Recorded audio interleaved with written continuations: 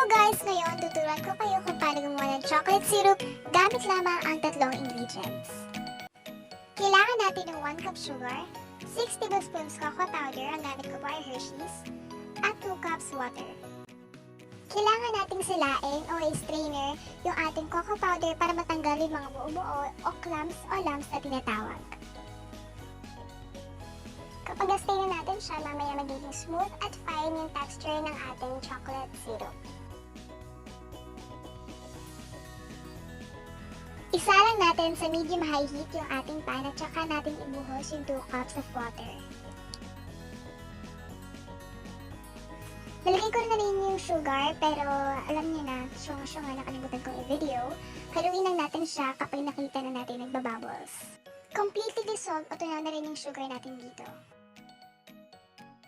Dahan-dahan na natin ilagay yung ating cocoa powder. Haluin lang natin siya ng haluin hanggang sa tuluyan na rin siyang matunaw.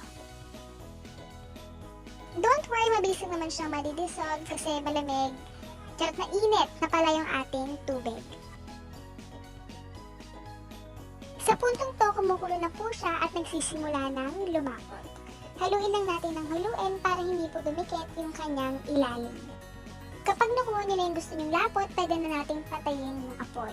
Sa akin po, mga 10 minutes ko siyang pinakuluan.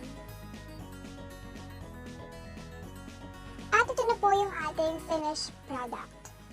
Huwag niyo po kalilimutang i-like ang video na ito at i-subscribe ang aming channel.